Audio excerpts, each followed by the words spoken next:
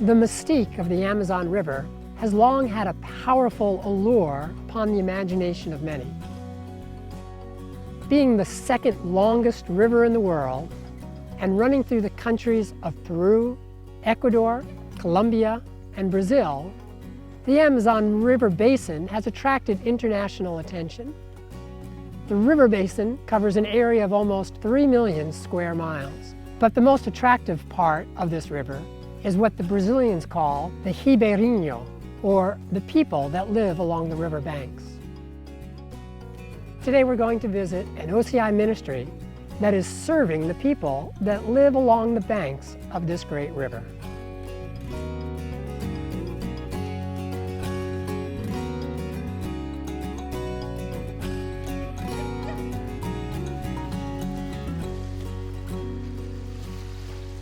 Two missionaries who dedicated their lives to ministering to the river people were Jesse and Leo Hallowell. They came to Belém, the mouth of the Amazon River, in the early 1930s. Becoming aware of the tremendous needs of the people living along this river, Leo conceived of the idea of starting a medical launch, which he named Lazaro, or Light Bearer. His first boat was christened July 4th, 1931. And for 38 years, the Hallowells dedicated their lives and energy to serving the river people. Throughout their ministry, over 250,000 people were directly affected by the service of the Hallowells. Unfortunately, due to a variety of circumstances, that fleet of boats which was serving the river people ultimately came to an end, until God rekindled a vision through Brad and Lena Mills. They christened their first boat July 4th, 2009. This village was the site of the first indigenous church that the Hallowells constructed. Unfortunately, over the years, many of the church members passed away, and the faith of those remaining few grew weak. It was an exciting day when the team from Amazon Lifesavers came to this village. Not only did they bring health and hope to the people in this community, but they've helped to revive and reconstruct the Adventist Church, which is a light for the villages further upstream. The Amazon Lifesavers Ministry is a supporting ministry of the Adventist Church that works in the Amazon region of Brazil. And what we do is provide medical care and use that as an opening door to reach the people that live on the banks of the river in the jungle. And a little bit of whatever the community needs, whether it's development or education, construction stuff. We use all these different aspects as opening doors to then bring the gospel and do pioneer work in starting churches, evangelism, and training of local church leaders. The church officially ran a project called the L.I.G.H.T program for over 60 years, which for several different reasons ended up dying off in the 90s. And so in the mid-2000s, 2005, 2006, the Lord was really calling together a group of Brazilians that had been involved with the old program, and God had a way of bringing us all together, and we were able to start this nonprofit supporting ministry that worked with the church. In 2010, the church, seeing that we had 3 boats and we were working and there was so much interest, the church actually started ADRA in the Amazon. So we work at this point in collaboration with ADRA on all of our development and medical events. And then with our evangelism that we do, we work with Global Missions, which is a department of our union office. As we're planning our light schools that we want to open, we're totally involved in the union with that. Our union secretary is excited. And so together we're in the planning stages right now, working together as a supporting ministry with our church. Amazon Lifesavers and organizations like that one are really essential, especially in areas where it's very difficult to do certain types of work. And when people have a burden that the Lord lays on them to actually go and do something in very rural, challenging, frontier types of areas, the church needs to interact in a very careful and prayerful way, and to realize that really this is an extension of the wonderful work of sharing the 3 angels' messages in a very practical way. And if there can be a very close working relationship that continues to develop over time, that can be an absolutely beautiful evangelistic outreach that complements everything that the church is trying to do. Today we have an administrative base which is based in the city of Manaus, the capital city of the state of Amazon, right in the center of the Amazon region. And we're about 35 kilometers outside of the city on the bank of the river. In that location, we have the administrative offices where we coordinate between our operational bases in the jungle. At that location, we also do volunteer training. We have events where we bring all of our volunteers together and do workshops to prepare them better medically, in navigation, safety, and also with evangelism. We coordinate between 3 operating bases where we have 3 of our larger boats working, and each base is basically set up in the same way. We have a base coordinator of each boat in each region. So one boat might have a 200-kilometer region that it services, and the coordinator of that base will then coordinate between the different communities and do strategic planning, where we will do our next evangelistic series, where we need Bible workers, and then coordinate with the medical part, where do we need to bring in medical staff to open up the doors into an unentered community. We felt a call as we were preparing ourselves in education. We wanted to go and serve a needy place. And so one of the things that was so weighing on our heart was coming to the Amazon in Brazil. And we had knelt down and we asked the Lord to make it extremely clear. And we were actually on a mission trip in Costa Rica in 2007. We came back to the U.S. and I had received an email from an individual who had a boat that he was interested in donating to the Lord's work. And we didn't, think much about it. We did actually send him an email and said, hey, we're interested in finding out more about this. He had built a boat himself and lived on it for 5 years. His wife had died. He wanted to see it used in the Lord's work. And so by the end of about an hour conversation, he said, would you like this boat? He had told us all about it. And I said, well, it sounds interesting, but we don't have the money to buy this boat. And he said, I didn't ask if you want to buy it. I said, do you want this boat? I'd like to donate it to you. Basically, within a week and a half, we had the boat registration in the mail, signed, a new boat to be used on the Amazon, which was a huge sign that we had been saying, Lord, is this where you want us to go? And the Lord gave us an amazing answer. Yes, go forward.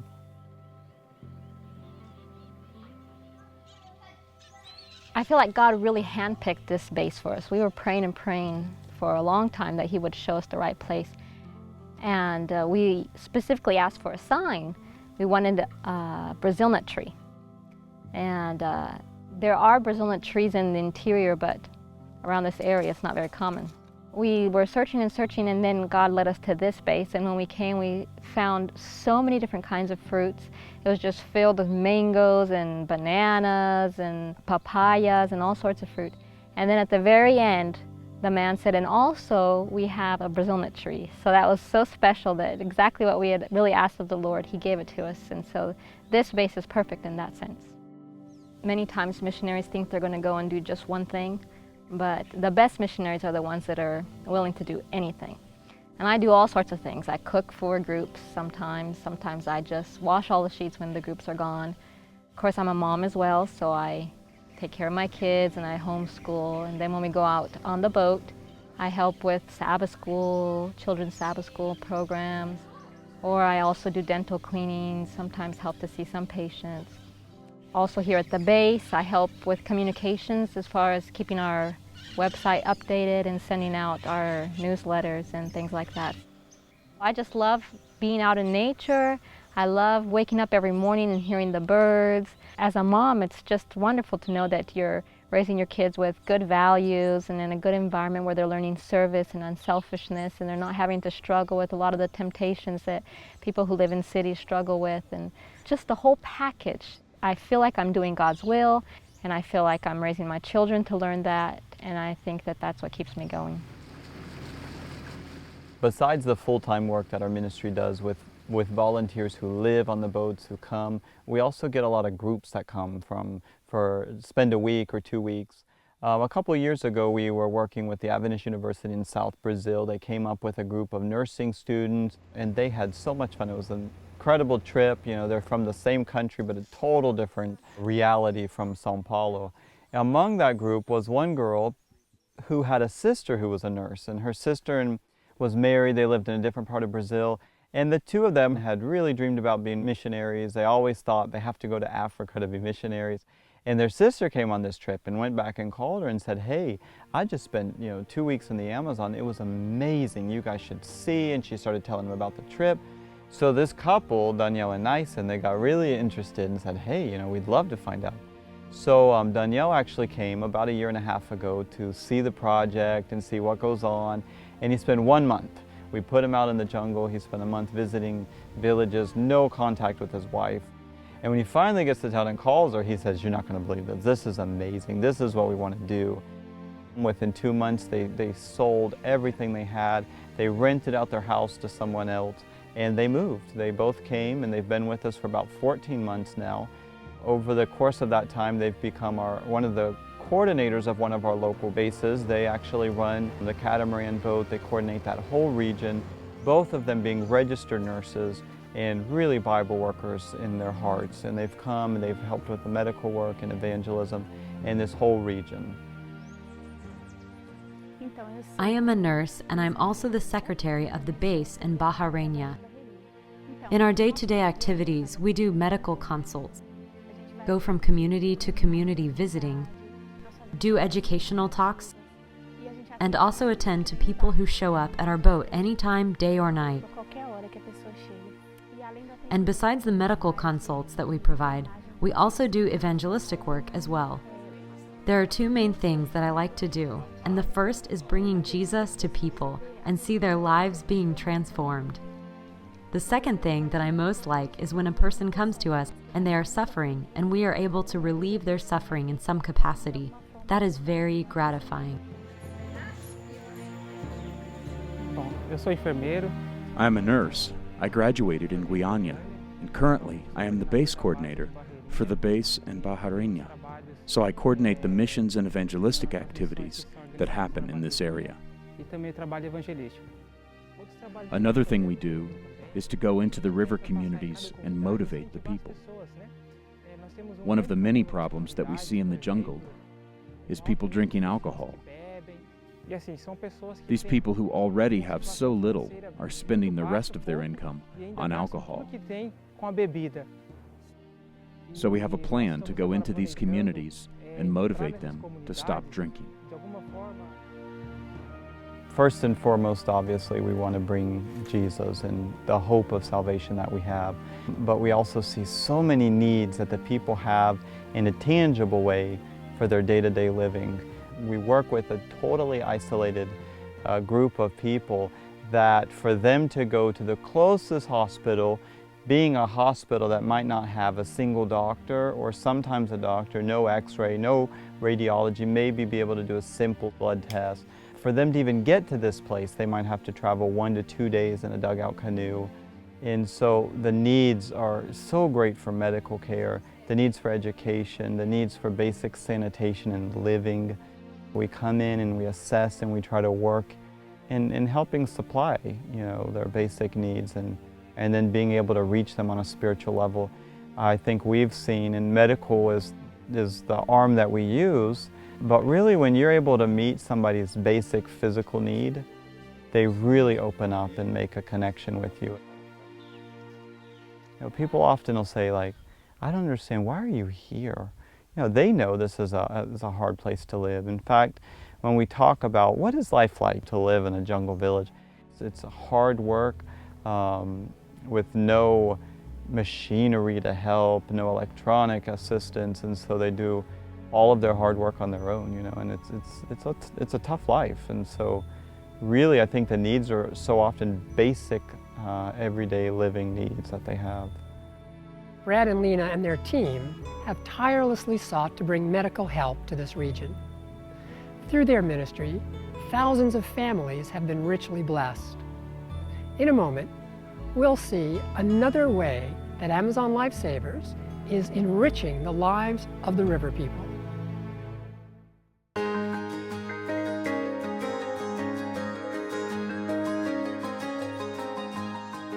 When you think of missionaries, what do you picture?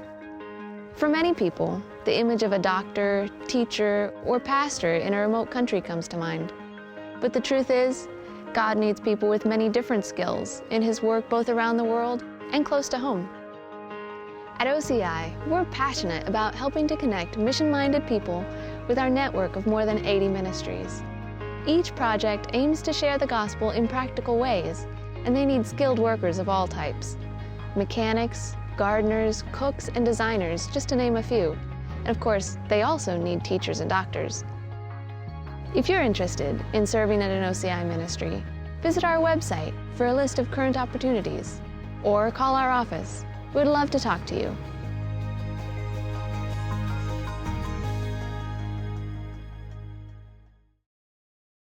Clearly, a tremendous amount of forethought and planning goes into launching a ministry such as this.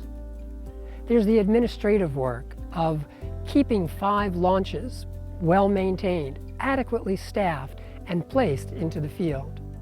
There's a vast amount of administrative work. But administration is only a means to an end. One of Amazon Lifesavers' ultimate goals is continuing to provide quality medical care to those people that live along the banks of the Amazon and its tributaries. Lena and I were planning since college. We wanted to be medical missionaries, and so we actually met, my wife and I met in nursing school. And then after serving for a year as missionaries, we went after graduating as nurses. We went overseas for a year and decided that if we had a little bit more medical training, we could do a lot more. I came back and got my master's as a family nurse practitioner. And my wife at the time did a 2nd degree as a registered dental hygienist, just to be able to come and do the dental side of things. Well, the people that we usually visit are pretty far off, and most of them haven't had visits from a doctor or a dentist in years. The people that I do cleanings on, most of them, I would say almost 99%, have never had their teeth cleaned before. I've seen in children so much calculus that usually we only see in adults in the States, you know, just from a lack of brushing, just simply a lack of brushing ever hardly. And so I know that if I don't remove that, the bacteria are going to get underneath it, and they're going to have gingivitis, then they're going to get periodontitis, they're going to get bone loss, and they're going to lose their teeth. And so that's why so young, so many of them have teeth that are gone, of course, if it's not already gone from decay. So to me, it's just so gratifying because I do a cleaning of the teeth, and I know that I am preventing bone loss and I'm preventing tooth loss in the future. Also just the education, to go in depth with them and to sit down and give them some floss and give them, you know, a mirror, and to have them actually do it is super gratifying because it's the first time they're really learning exactly how to do it. Just knowing that you're making a difference that's going to last a long time is super gratifying. It's one of the things I love to do.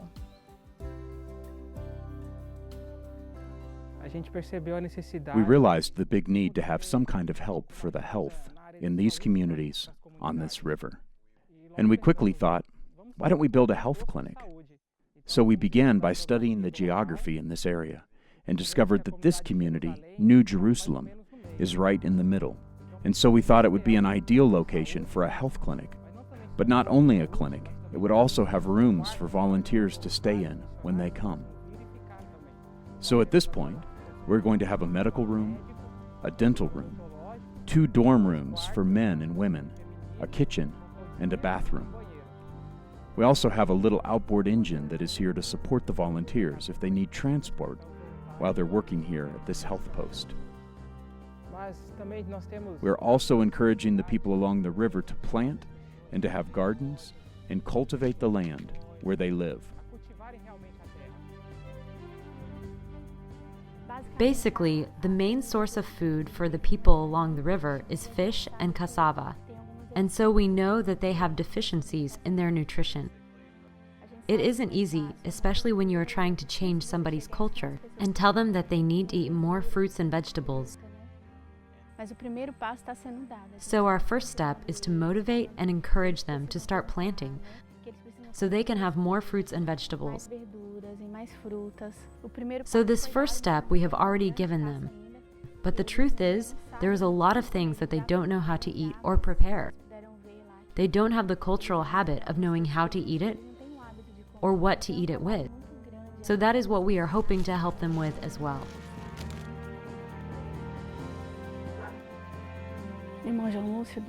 When we first came to this area of the river, Brother John Lucio was the first person we made contact with. The people on this river knew about the work of the Luzeros that was done many years ago, so when we got here, we were very well received by the people. Brother John Lucio invited us into his house, his church. We preached at his church and also did some training courses with the church members. The region that we live in is very large, and there is no way for a pastor to come here very often to see us. And Daniel and Nising have been a huge support. He has been an Adventist for many years, and he knows his Bible well. But in his church, he is the only leader and is doing everything alone. So we are able to come to his church and help him and provide training to the members. I think one of the challenges of reaching the people in the interior is helping them to understand that our church is not the same as all the other churches. They say, oh, well, it doesn't matter. We all serve the same God. So to them, it's in order to change their religion per se, or change or make a stand for certain truths, it's difficult for them because to them, it shouldn't matter. One of the biggest needs that we have seen in the interior of the Amazon is more Bible workers, more trained people that would come in and be able to use the health message, education, training, and really teach the people basic doctrines and study of the Bible. And last year we actually began communicating with L.I.G.H.T, Lay Institute of Global Health Training, about their training programs that they were offering around the world to train people as medical missionaries. In January, the beginning of this year, we actually did our first one-month L.I.G.H.T course. We had some L.I.G.H.T leaders come down, and we were able to take 10 of the jungle people that we had worked with, that we had done medical work and evangelism in their communities. We did that first month course, and we had such a success that we're actually wanting to implement a full-time L.I.G.H.T course to where we can be training river people, bring them in, put them to a training, and then have them back out in their own villages, or if they want to go to a different village where there's no Adventist presence, to go to a new village and start doing medical mission pioneer work in the jungle. I remember one of the church leaders, Claudia, said to us, she said, you know what, I have been an Adventist for years, I've done evangelism, and I have never understood the book of Daniel. She said, this is the first time I've really even read and understood the book of Daniel, and it was so exciting. And she said, you know, this is going to help me to be able to continue studying with people in the jungle. I learned about spiritual things, health, evangelism, and I learned about what I should eat and about eating meat. That was something I had never heard before, and so I took my own decision to not eat meat. While studying with Brother Brad, I learned a lot in the book of Daniel, things I had never heard in my whole life. Also, about the final events, I learned some amazing things that I had never heard before. I talked to a lot of people here from my church, and they are just hoping and praying that this course could come here, because in this area on this river, I believe there's a lot of people that need this kind of education and help. We are very needy for these things. We just got back from a mission trip with a group that came and helped, and it was just so exciting to see the thankfulness of the people in the interior. When they come to you personally, they say, listen, what you shared with me about the Bible, that has helped me so much. It's like a light. You know, you guys have come and you've encouraged us, and we feel like a light has come and helped us on our journey through life. And those kind of statements are just so encouraging to us. I just feel like that's what makes this work worth it. People get in touch with us and say, how can I help, or how can I participate in this project? A lot of people say, hey, I'm not a medical person, what could I do to help? I think, as generic as it sounds, one of the biggest things that people can do is actually pray for specific Bible workers, pray for our volunteers, pray for the project. And we're always looking for volunteers. We're desperate for Bible workers. And so, a lot of people want to come. Obviously, if you speak Portuguese, you can come out and be able to open up and study with the people and work with them. You know, to run so many boats, we're always needing a mechanic that can come and help upkeep our boats. And you know, there's so many ways to get involved like that. In our ministry right now, we're actually running 5 boats in 3 different operating bases, and all of our boats are staffed by volunteers. And we work with between 200 and 250 part-time volunteers, medical, dental professionals. And you know, it's something we always struggle with, like how do you continue growing an organization on volunteers? And yet we've seen that God has called people, volunteers, that have a burden to come out and reach these people. And people come out and they start to serve and they feel like there's so much to be done and I want to be a part of reaching these people. OCI and all of its affiliates are a great underlying support to the local organizational outreach and our mission emphasis in trying to help people realize that Jesus is coming soon. And they do it in a very practical way. In 2010, our ministry actually became members of OCI, which I think right from the get-go has been a huge blessing to us. I think probably the first and most wonderful assistance really was getting experienced leaders involved that help counsel and orient and pray with. And I think in addition to that, really going to OCI leadership retreats and then actually getting to meet other missionaries that are going through some of the exact same things you are. You know, we're not just here in the middle of the Amazon all by ourselves, but there's people all over the world doing what we're doing, and we're part of that family, we're part of that team, and try to inspire them that we're all working together for the same cause. I think that's what OCI has helped inspire in me. Following in the wake of the original Luzero boats, Amazon Lifesavers continues to navigate the Amazon and its tributaries. Their ultimate aim is to introduce the people in these remote villages to the great physician, Jesus Christ. Brad and Lena Mills have taken to heart Leo Hallowell's motto that service is a privilege and not a sacrifice. I encourage each of you to consider what you can do to help the growing work of OCI all around the world.